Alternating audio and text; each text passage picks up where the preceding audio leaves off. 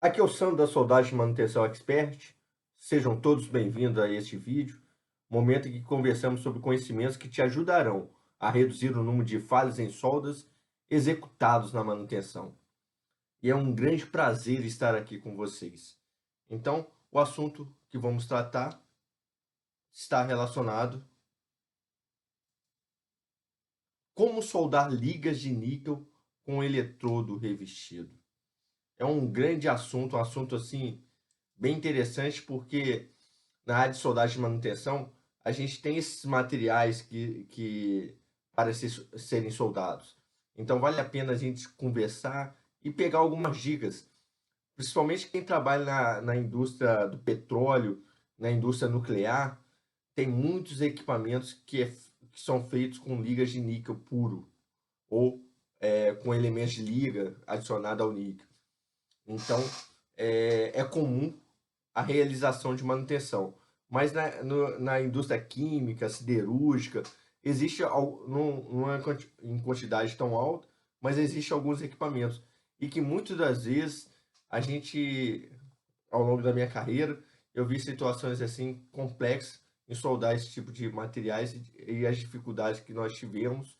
E eu já vi outras pessoas não conseguindo soldar ou degradando o material com soldas inadequadas. Então,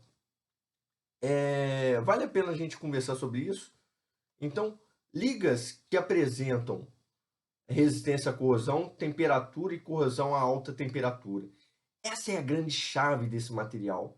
Então, ela tem uma grande resistência à corrosão, resistência a alta temperatura, ok? E corrosão também a alta temperatura. Então, equipamentos que estão sujeitos a alta temperatura e correm o risco de ter corrosão, é uma liga adequada para isso. Então, nas indústrias, de uma maneira geral, tem sempre um equipamento que trabalha em altas temperaturas que precisa ter uma certa resistência à corrosão. Então, os aços inoxidáveis geralmente a temperatura um pouco mais baixa. Essas ligas de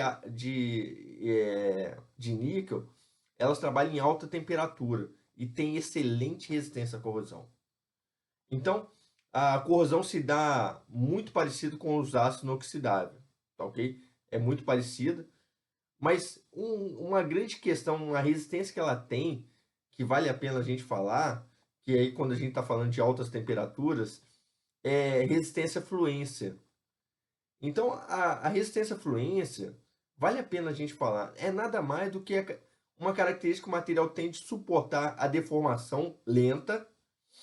Então você submete o material a uma deformação lenta sob a ação de uma carga constante. Então esse material ele está sob um carregamento constante e você vai puxando ele e ele vai deformando. Então aplicado durante um longo período a uma temperatura superior ao ambiente. Então tem aço carbono, ele tem baixa resistência à fluência. Então quando ele atinge certa temperatura, o material entra em colapso, podemos dizer assim. Agora, esses materiais aí não, ele mantém a propriedade mecânica.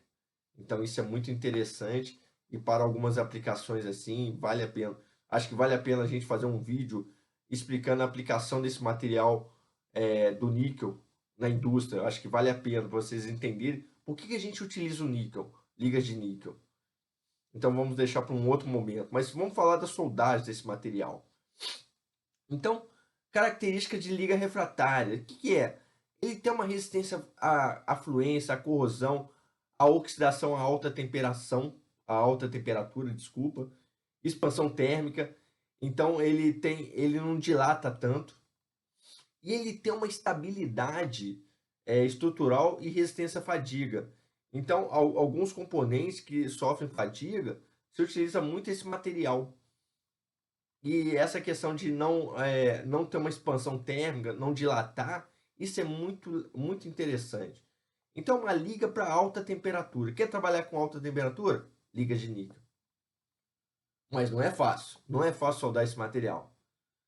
Então, eu já vi alguns pessoal tentar soldar com ácido inoxidável. Dá para soldar, mas é o que eu sempre falo. Você usa uma liga cara que é de níquel.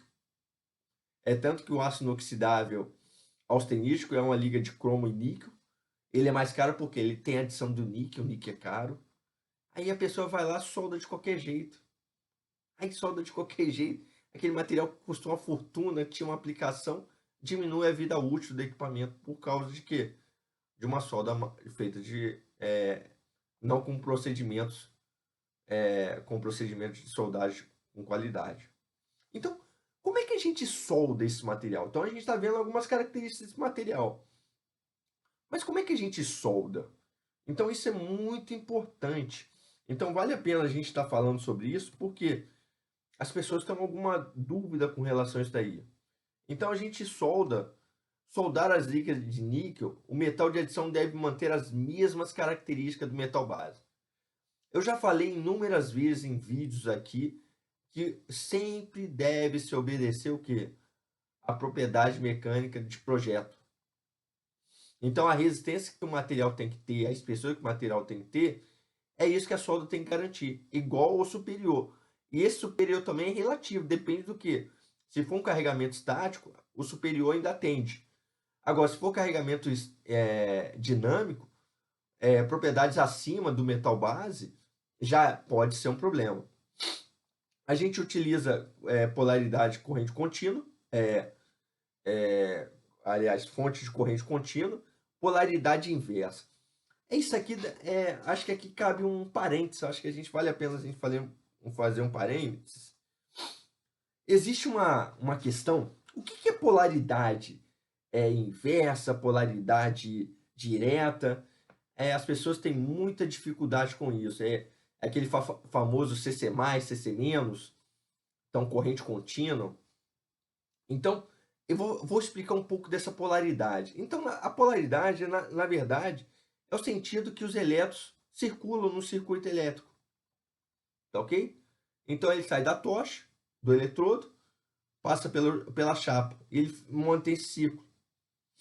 Então, como é que funciona isso? Existe uma convenção, diz o seguinte, a convenção, o sentido dos elétrons, tá, convencional, é do positivo para o negativo. Então, você olha na máquina lá, tem mais e menos. Então, o circuito convencional de eletricidade eletrônico é do positivo para o negativo. Mas o circuito do elétron mesmo, natural, é sempre do negativo para o positivo. Esse é o real. Então, o que vem a ser CC+, CC-? Está relacionado com onde o eletrodo está. Então, se você colocar o eletrodo no menos, ele na polaridade negativo, menos, ele vai ser o quê? CC-. O que significa? Polaridade direta, porque os elétrons vão do negativo para o positivo. Então, isso daí significa que os elétrons estão indo para onde? Do eletrodo para a chapa, ok? Então, ele está partindo do eletrodo para a chapa. E CC+? CC+, a gente chama de polaridade inversa. Então, o meu eletrodo está no positivo, no mais. Tá ok? Está no mais. Então, significa que os meus elétrons, olha só que interessante, significa que os meus elétrons, ele está indo da chapa para o eletrodo. E isso é muito interessante porque quando a gente fala de soldagem MIG-MAG, olha só, a gente normalmente utiliza CC+, porque eu quero que meus elétrons fundem o quê? O meu consumível, meu eletrodo. Ele é contínuo, tá ok? Então você quer derreter mais eletrodo para poder o quê? Aumentar a taxa de deposição. Olha só que interessante. Agora, no meu processo TIG, já é inverso. Eu quero o quê? Eu não quero que meus elétrons bombardeiem o quê? O meu eletrodo de tungstênio. Por quê? Vai desgastar meu eletrodo de tungstênio. Ele vai perder aquele formato da ponta ali. Então eu coloco ele normalmente o quê? CC-. Então meu eletrodo fica, a minha tocha, o meu eletrodo, ele fica na polaridade negativa, no menos. Então o meu elétron ele vai sair do meu eletrodo para a chapa. Por isso que a fonte de TIG, você aquece muito o quê? A chapa que você está soldando. É tanto que é muito utilizado com vareta. Deu para entender? Então isso é muito, muito interessante. Então, polaridade inversa. Ressecar o eletrodo a 250 graus por 2 horas, para tirar tudo quanto é impureza, umidade, não pode ter nada. Corrente de acordo com o especificado pelo quê? Pelo fabricante de eletrodo. E aí vale uma ressalva também. O fabricante vai te dar uma faixa. Como é que você escolhe o ideal? Testando. Testando. Então a gente sempre fala o seguinte: por que é bom o soldador ter um material que vai soldar para ele testar? Para ele regular a máquina. Para ele regular a máquina. Então, como não tem muita soldagem de manutenção, não tem a questão da qualificação do procedimento de soldagem, que vale a pena, tá? Eu falo o seguinte: um bom engenheiro de solda, um bom supervisor de solda, ele mapeia todos os seus equipamentos. E ele qualifica boa parte, principalmente daqueles equipamentos mais complexos, como com ligas de níquel, com soldadores capacitados ao quê? A executar aquela tarefa. O dia que der problema naquele equipamento, eu sei o procedimento a ser executado, porque eu qualifiquei o procedimento de soldagem. Você está me entendendo? Então, eu falo o seguinte: a manutenção não precisa ser corretiva, ela pode ser o quê? Preventiva. Então, ela pode montar uma equipe elaborando procedimentos de soldagem e qualificando seus soldadores para que quando chega um equipamento novo e aí você instala e ele começa a funcionar, prepare a equipe para algumas possíveis falhas que podem ocorrer. E aí você qualifica o procedimento de soldagem. Vale a pena. Eu já fiz isso em algumas empresas e bom retorno, porque quando dá problema, todo mundo sabe o que fazer. Todo mundo sabe o que fazer. Então isso não fica na cabeça do santo supervisor, do santo engenheiro, do santo, porque existe um documento. E eu sempre falo o seguinte: um bom profissional é aquele que deixa a empresa que ele trabalha forte com informação. Porque se amanhã se ele sair, a empresa continua. Então isso é muito interessante. Evitar cratera de soldagem, de solda.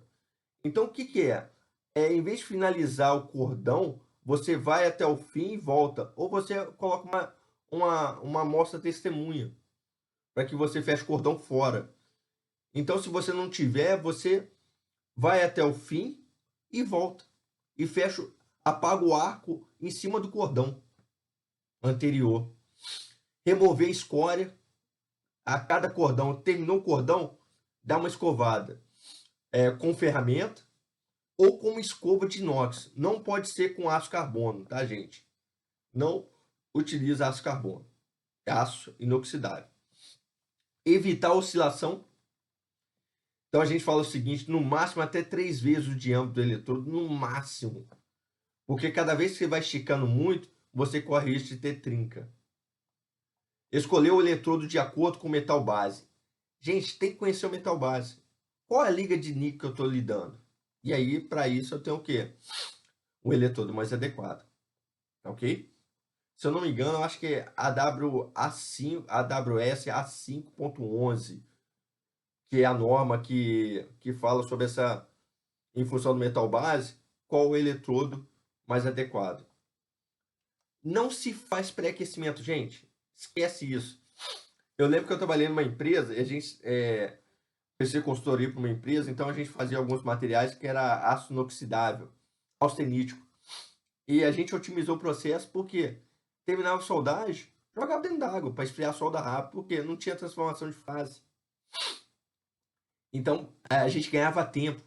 Então esse material não precisa pré-aquecimento. Pelo contrário, ele se evita pré-aquecimento.